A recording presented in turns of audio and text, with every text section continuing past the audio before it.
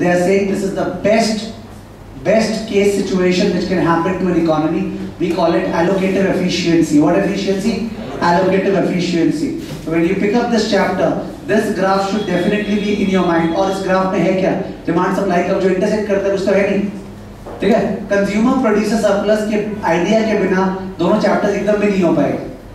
Okay, तो this is allocative efficiency. What efficiency?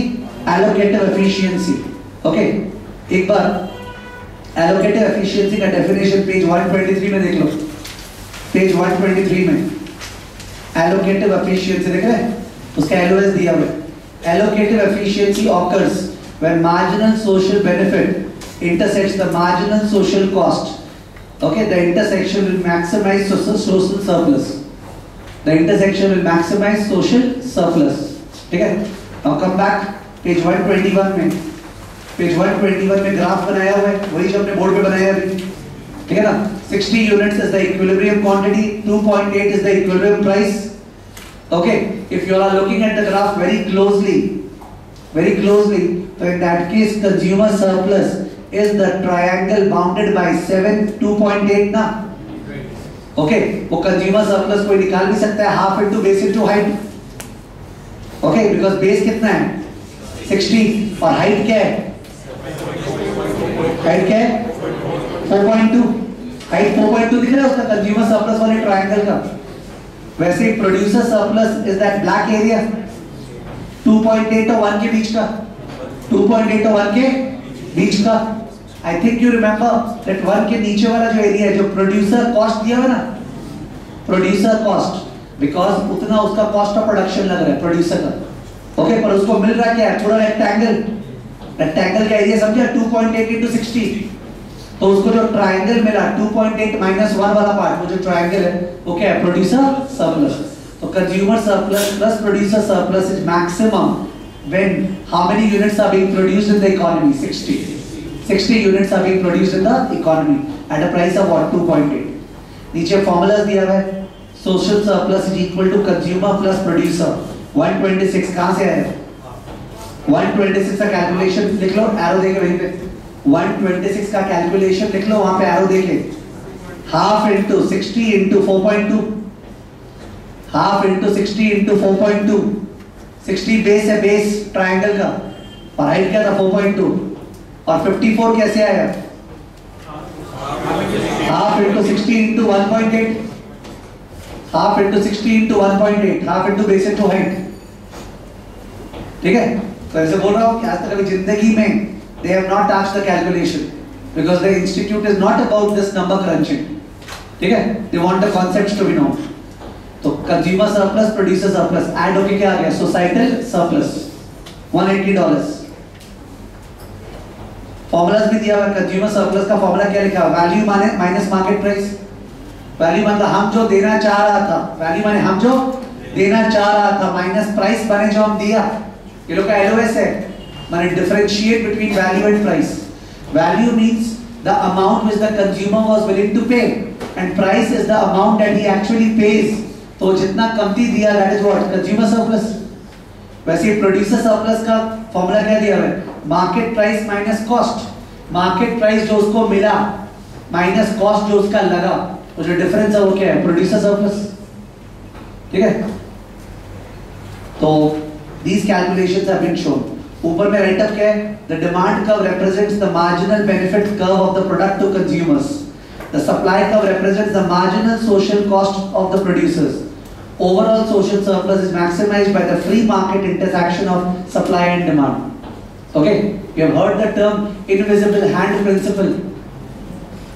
Invisible hand principle जो है ना, एक टर्म होता है कि ये बोलता है कि अगर सब जन एक फ्री मार्केट इकोनॉमी में अपना अपना फायदा देखते हैं ना, I am teaching over here for my benefit, you are learning over here for your benefit. ठीक है ना? अगर everybody in the society is only working for its own benefit, perfect, because they will at the end of the day do things and work in such a manner that every product will be produced this way. इस diagram में जो हुआ है आज हम, मेरे पास choice है ये सप्लाई करने का वो सप्लाई करने का, हम तो वही चीज सप्लाई करना चाहेगा ना जिसके लिए लोग सबसे ज्यादा दाम देने तैयार है. ठीक है ना? तो क्या होगा, every action in the economy individual benefit के लिए will act in such a manner that on the whole the society is what benefited and there is optimal allocation of resources. मतलब there is some invisible hand which is forcing people, okay, to act in such a manner that the society is what benefited. Okay, that's called invisible hand principle. Free market economy का guideline. Okay, free market economy में allocative efficiency होता है जो इस graph में है. Okay, maximum consumer plus producer surplus, maximum societal surplus. तो ये दिया हुआ है. अब इसका distortions, why would it not occur? उसका पेज 123 में 5 बुलेट्स दिया हुआ है ना. allocative efficiency के अंदर 5 बुलेट्स था ना. price ceilings and floors, taxes, subsidies and quotas, monopolies, external cost, public good and common resources. जो इसका नेक्स्ट वाला चैप्टर है उसमें क्या किया है, इन सब के ऊपर अलग अलग डिस्कशन करके और एक चैप्टर बना दिए इन सब के ऊपर, ठीक है ना. अगर तुमको थीम वाइज ये चीज अभी पकड़ में आ जाए तो एक तरह से next chapter over, you are saving a lot of time for yourself. Okay, price ceilings and price floors discuss कर रहे हैं. प्रीवियस वाला डायग्राम देखना, उसके लेफ्ट पेज में डायग्राम पेज 122 पे ग्राफ दिख रहा है. उस ग्राफ में और उसके ऊपर जो टेबल दिया हुआ है, टेबल में, उस टेबल में डिमांड एंड सप्लाई कौन से प्राइस पे सेम है? 3. सबको दिख रहा है. At a price of 3 demand is what 300, supply is what 300. Okay, graph और टेबल में भी दिख गया. $3 पे $3 पे दोनों सेम है. यानी एलोकेटिव एफिशिएंसी कब होगा? जब price is equal to what 3 and quantity is equal to 300. अब suppose the consumers of this commodity, okay, the consumers of this commodity lobbied to the government, they influenced the government, okay, to pass a circular, to pass a rule that this commodity cannot be sold at more than $1. ठीक है, इसका दाम होना चाहिए $3, but थोड़ा सा lobbying ये सब हुआ और उसके कारण गवर्नमेंट इन्फ्लुएंस होके जो पॉलिटिशियंस है they made it in short that the price ceiling on this commodity is what $1. Look at the graph, $1 पे सीलिंग है, 1 पे. ओके, वो लाइन वहां दिख रहा नहीं है. 1 पे सीलिंग अनाउंस हो गया. सीलिंग मतलब 1 के ऊपर अलाउड नहीं है. 1 के ऊपर अलाउड नहीं है तो 1 पे 1 जो है ना 1 इतने लो प्राइस पे डिमांड ज्यादा होगा कि supply? Demand. Look at the table, 1 पे डिमांड कितना है 500 और सप्लाई कितना है 100. तो इज देयर एक्सेस डिमांड और excess supply? Excess demand for this commodity है. जिन लोग को कमोडिटी चाहिए उन लोग को मिल रहा नहीं है तो ब्लैक मार्केटिंग चालू होगा ना. हम लोग को चाहिए, हम लोग मिल रहा नहीं है तो हम लोग पीछे से ज्यादा पैसा देके कमोडिटी लेंगे. Okay, we'll not do it openly. Okay, in a black market, we'll try to pay a higher price and get the commodity there because we want it. So all that black marketing, searching will go on and on. ये सब चालू हो जाएगा. तो graph में 100 जो दिया ना, 100 ग्राफ में 100 यूनिट्स दिखा. 100 यूनिट्स जो है उसको एकदम ऊपर जाएंगे तो $5 दिख रहा है. $5 दिखा. टेबल में देखो वो $5 पे 100 दिखा टेबल में. तो बोलना चाह रहा है कि लोग क्या करेंगे, मैंने हो सकता है अनऑफिशियली इस कमोडिटी का दाम कितना हो जाए 5. मतलब ऑफिशियली क्या है 1 बट अनऑफिशियली क्या है 5.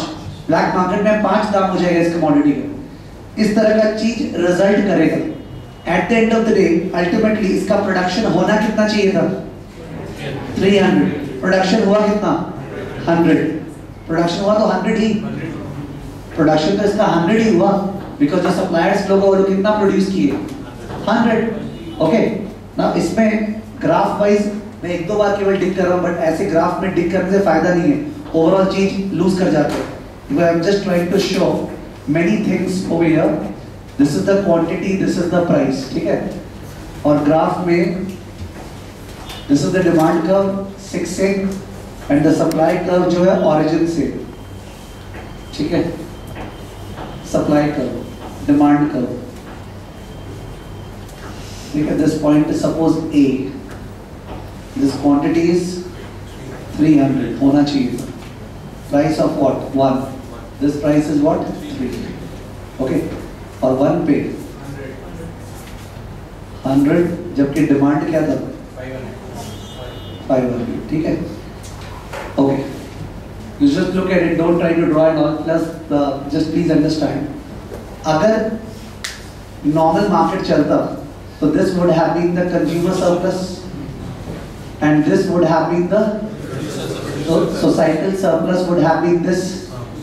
ठीक है ना? ये होता. अब जब $1 प्राइस हो गया $1, तो जो सप्लायर है सप्लायर उसको मिला कितना? ये रेक्टेंगल. सप्लायर को ये मिला तो तुम सप्लाई किया कमोडिटी 100 यूनिट सप्लाई किया 1 पे, तो आपको रेवेन्यू कितना मिला? ये रेक्टेंगल. बट आपका कॉस्ट क्या था? ये ट्रायंगल. तो इन दैट केस ये वाला पार्ट जो है, ये वाला पार्ट प्रोड्यूसर सरप्लस हुआ ना. प्रोड्यूसर सरप्लस ये वाला पार्ट हुआ, जबकि प्रोड्यूसर सरप्लस होता कौन सा? ये पूरा ट्रायंगल. ये दिख रहा है? अगर 300 यूनिट्स बिकता 3 पे, तो तुमको 300 इंटू 3 900 मिलता, जबकि चाहिए था तुमको ये सप्लाई कर्व का एरिया. तो इन दैट केस ये जो पूरा ट्रायंगल है, this would have been your producer surplus. But your producer surplus is only this part. तो what is the loss of producer surplus? This area ना, ये वाला area is the loss of producer surplus. ये पूरा area is the loss of producer surplus. ये पूरा area, ठीक है. लॉस ऑफ प्रोड्यूसर सरप्लस जो है वो ये एरिया है, ये वाला area, loss of producer surplus. Consumer का क्या हाल है देखते हैं. कंज्यूमर जो है उसका कंज्यूमर सरप्लस होने वाला था ये वाला पोर्शन, राइट, ये पोर्शन. बट कंज्यूमर ये कितना है? 5 है. कंज्यूमर इज बाइंग 100 यूनिट्स, ठीक है, unofficially at a price of what? 5. Officially at a price of 1, unofficially at a price of 5. So in that case, the consumer का surplus is what? This. Consumer का surplus is this. ठीक है? जबकि it should have been what? This part. ये consumer का surplus होना चाहिए था. तो loss of consumer surplus क्या हुआ? ये है. So this is the loss of consumer surplus. This is the loss of producer surplus. Now they are saying somewhere or the other, अगर कंज्यूमर इतना पैसा दिया, यानी सप्लायर को तो ये पोर्शन मिल ही गया. अभी हम बोला कंज्यूमर इतना पैसा दिया, तो सप्लायर को एक थोड़ी मिला. कितना मिला है? 5. तो supplier has been able to earn this part also. If the consumer has paid 5, तो supplier has not got 1, he has got what? 5. तो उसको ये वाला पार्ट मिल ही गया. तो अल्टीमेटली ये वाला पार्ट कोई ना कोई नेगोशिएशन से एक दूसरे से बांट लिया. या तो कंज्यूमर 5 से कम दिया होगा, या सप्लायर 1 से ऊपर लिया वगैरह वगैरह. बट ये जो पार्ट है, ये वाला 300 के बजाय 100 यूनिट्स, ये 200 यूनिट्स में तो कुछ नहीं हो पाया. ठीक है. तो ये जो 200 यूनिट्स है, ये जो 200 यूनिट्स वाला पार्ट है, this part is known as the dead weight loss. What is known as dead weight loss. हर डायग्राम में, डायग्राम तो बनाना ही नहीं है, जस्ट तुम्हारे नॉलेज के लिए, सारे डायग्राम्स में जितना क्वांटिटी होना चाहिए था और जितना क्वांटिटी हुआ है, उन दोनों के बीच का जो ट्रायंगल बना होगा, that is dead weight loss. What loss? Dead weight loss. Dead weight loss is the overall loss of societal surplus due to in this case price floor या प्राइस सीलिंग. प्राइस सीलिंग, यानी price ceiling के कारण जो overall loss of societal surplus हुआ, उसको क्या बोलते हैं? Dead weight loss. अभी क्या हो रहा है? Things have become a bit heavy because you have to stress कौन सा पार्ट क्या है, कौन सा पार्ट क्या नहीं है. यही हम बोल रहा था. दिक्कत यही होता है दोनों चैप्टर में. एक ग्राफ दिया हुआ है, उसको टिक करके सोचते हो कि ये इतना, ये इतना, ये इतना, ये बचा, ये गया वगैरह वगैरह. अल्टीमेटली जब क्वेश्चन आता है तो इतना डिग नहीं. क्वेश्चन ये बोलना चाह रहा है, अगर MB इक्वल टू MC होता तो सोसाइटल सरप्लस क्या होता? मैक्सिमम. इसका मतलब अगर MB इक्वल टू MC नहीं हुआ तो societal surplus will be maximum और less than that. Less than that the amount जो लॉस होगा उसको बोलते हैं डेड वेट लॉस. माने अगला तो ग्राफ देके थोड़ी तुमसे पोर्शन मार्क करवा रहे हैं. You understanding? as soon as you go into digging all the graph, इतना हुआ, इतना होना चाहिए, देखिए ये गया, things become micro oriented. But in the tick marks, they're not wanting all that. They are saying that you please be able to say, सुना मेरे बात, हम ग्राफ को बोल के नॉर्मल बोल रहे. If the price ceiling is set at a price, it's set at a price which is more than the equilibrium price of the commodity. If the price ceiling is set at a price which is more than the equilibrium price of the commodity, there will be no impact.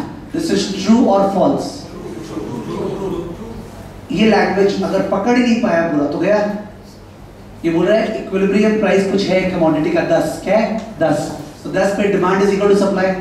अगर price ceiling 12 पे fix की, कितना पे 12 पे ceiling है, माने हम लोग बोलना चाह रहे हैं 12 के ऊपर अलाउड नहीं है, 12 के ऊपर अलाउड नहीं है, तो 10 तो अलाउड ही है, ठीक है, तो 10 तो अलाउड ही है, तो 10 प्रिवेल करेगा, तो demand is equal to what supply and will the price ceiling have any effect? No.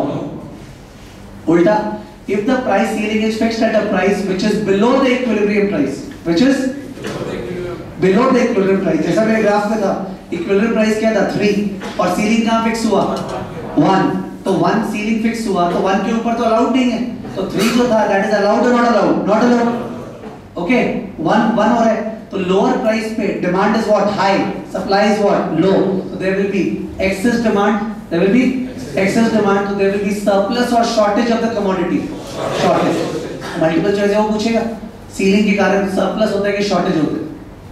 Okay, ceiling के कारण सरप्लस और शॉर्टेज होता है, आंसर क्या है शॉर्टेज होता है, provided ceiling is fixed at a price above the equilibrium price और बिलो, ठीक है, तो और सीलिंग के कारण डेड वेट लॉस तो होता ही है, डेड वेट लॉस का तो कोई बात ही नहीं है, प्राइस सीलिंग हो, प्राइस फ्लोर हो, टैक्सेस हो, सब्सिडीज हो, ये जितना दिया होता है ना बुलेट, 8 का 8 6 बुलेट, सब में क्या होगा डेड वेट लॉस, बिकॉज़ ये सारा तो ऑब्स्टेकल्स है टू एलोकेटिव एफिशिएंसी, इन सब से quantity won't be optimal, quantity would be lower और हायर, तो there will be what dead weight loss.